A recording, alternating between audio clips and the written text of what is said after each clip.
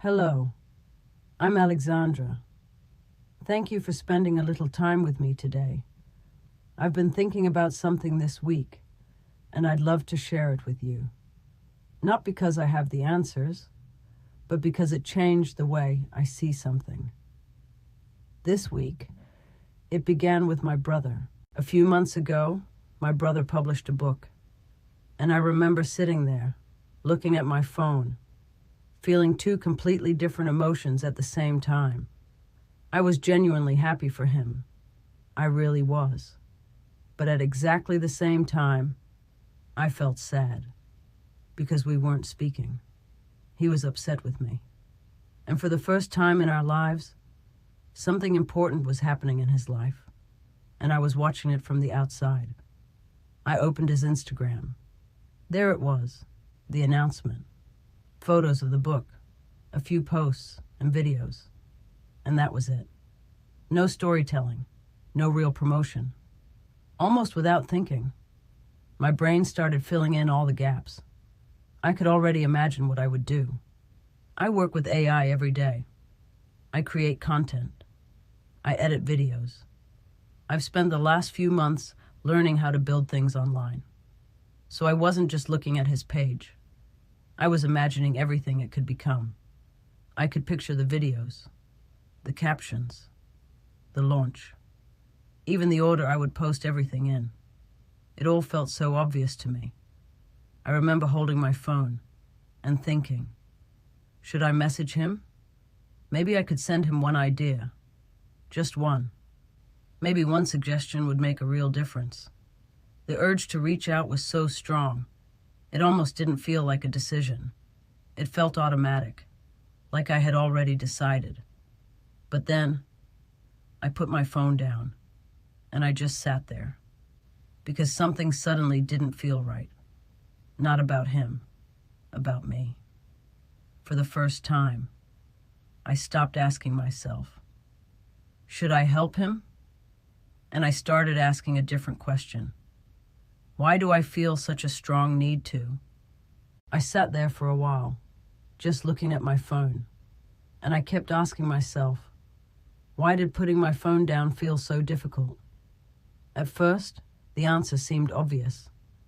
I just want to help him. That sounded true.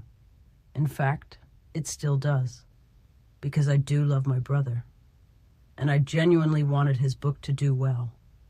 But the more I sat with it, the more I realized that answer wasn't big enough.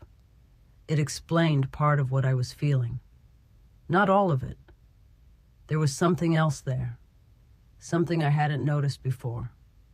I realized I wasn't only thinking about his book. I was thinking about us.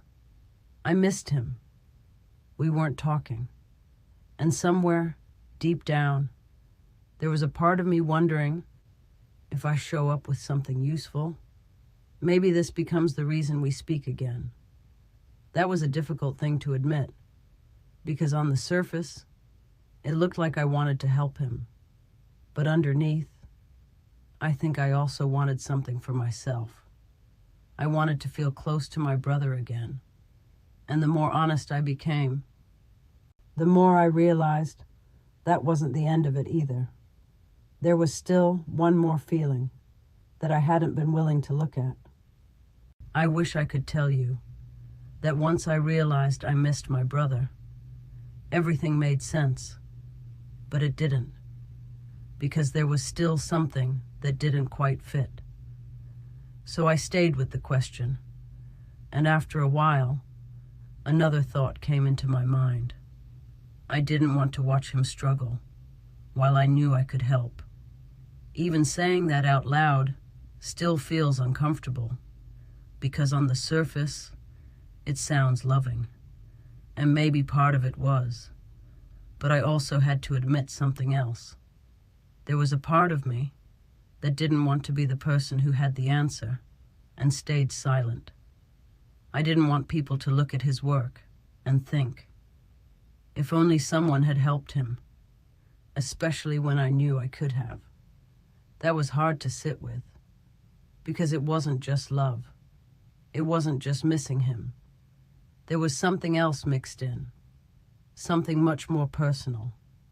I cared about how I would feel, watching him struggle, and that's when something quietly clicked for me. Maybe the advice wasn't only about helping him. Maybe it was also about relieving something inside me. That thought stayed with me for days, because I'd always believed that wanting to help someone was automatically a good thing. I'd never stopped to ask who the help was really for. That realization stayed with me for a long time, because once I'd seen it, I couldn't unsee it.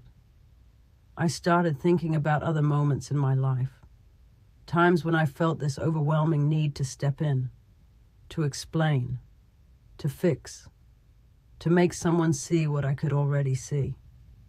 And I began asking myself the same question every time. Was I really trying to help them? Or was I trying to make myself feel better? I don't think it's always one or the other. I think sometimes it's both. And I think that's what made this so uncomfortable. Because I wanted a simple answer. I wanted to believe my intentions were completely pure. But they weren't. They were human. Love was there. Concern was there. But so was my own discomfort, my own sadness, my own need to feel useful, all sitting together. And strangely, admitting that didn't make me feel guilty. It made me feel honest. Because once I stopped pretending my motives were only about him, I could finally see the whole picture. And that's when another thought came into my mind.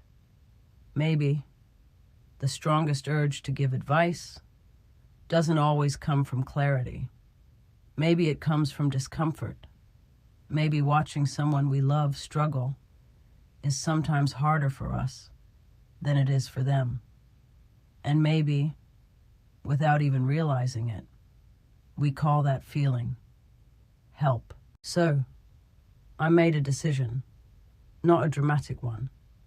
Actually, it looked like I was doing nothing. I didn't send the message. I didn't offer the advice. I didn't tell him everything I thought he should do. Instead, I told my mum something very simple. I said, if he ever asks, I'll help him with anything he needs. And then, I left it there. I wish I could tell you that after making that decision, I felt completely peaceful. I didn't. There were moments when I wanted to pick up my phone again. Moments when I'd think, maybe just one message. It doesn't have to be advice. I could just encourage him.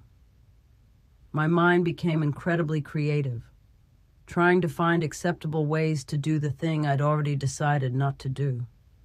And that was fascinating to watch, because it showed me how uncomfortable I was with waiting, how uncomfortable I was with not being needed, how uncomfortable I was with trusting that someone I loved could find their own way without me stepping in. I think I'd always believed that love meant doing something, fixing something, saying something, offering something. But for the first time, I wondered if sometimes love asks something completely different from us. Not action, trust. Trust that the people we love are more capable than we think they are, even if their journey looks completely different from the one we would choose. A few weeks passed. Life carried on. And honestly, I stopped expecting anything to happen. Then one day, my mum called me. She said, "Your brother was asking about the programs you use." I remember smiling, not because he'd finally asked, but because he'd asked when he was ready. It wasn't directly. He wasn't ready for that yet. He'd asked through my mum, and somehow that felt completely okay. There was no disappointment, no part of me thinking, why didn't he just ask me himself? I understood. Sometimes people need their own way back. So I sent him everything. the AI tools I use, the programs, even the username and password to the course I bought when I first started learning. The exact course that helped me build the skills I have today. I didn't explain anything. I didn't add a message. I didn't tell him what I thought he should do. I just sent it. And that was enough. He never replied. No thank you. No conversation. Nothing. And surprisingly, I was completely at peace with that. Because by then, something had changed inside me. I wasn't sending it to receive anything back. I wasn't trying to repair our relationship. I wasn't trying to prove that I was right. He'd asked. I answered. And somehow, that felt like the purest form of helping I'd ever experienced. Since then, I've noticed something. That feeling still comes back sometimes. I'll see someone I care about struggling. I'll watch them make a decision I wouldn't make. And almost immediately, I'll feel that familiar urge to step in, to explain, to help, to save them some time, some pain, some mistakes. But now, I recognize that feeling. I don't automatically trust it anymore. Instead, I get curious. I stop for a moment, and I ask myself one simple question. Who is this really for? Is it for them? Or is it because I'm uncomfortable watching someone I love walk a path I wouldn't choose for myself? Sometimes, the answer surprises me. Sometimes I realize I really do have something valuable to offer. And sometimes, I realize what I actually need isn't for them to change. It's for me to become more comfortable with not being in control of someone else's journey. That has been one of the hardest things I've had to learn, because trusting someone doesn't always look like doing something.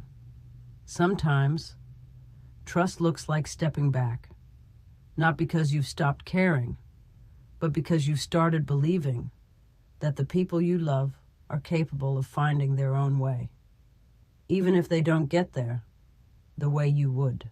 I still think about that day sometimes, not because of what happened with my brother, but because of what happened inside me. I used to believe that loving someone meant always knowing when to step in. Now, I'm not so sure. Sometimes, I think love asks something much harder. To trust, to wait, to let someone have their own process, even when every part of you wants to protect them from it. I don't know what my brother's journey with his book will look like. I don't know what our relationship will look like in a year's time. There are still a lot of things I don't know. But I do know this. That day changed the way I think about helping people. Because now, before I offer advice, before I rush in, before I try to solve something that wasn't placed in my hands, I pause. Not because I've become wiser, but because I've become more honest. And maybe that's where real wisdom begins. Not in having the right answers, but in having the courage to question your own reasons for giving them. And there's one thought that has stayed with me ever since. Real help doesn't need a receipt. If you're giving something while quietly waiting to be thanked, to be recognized, to be needed, or to be let back into someone's life, maybe you aren't only giving. Maybe you're hoping for something in return. I know, because that was the question I had to ask myself. I'm still learning the answer. Maybe I always will. Thank you for spending this time with me. I'll see you next week.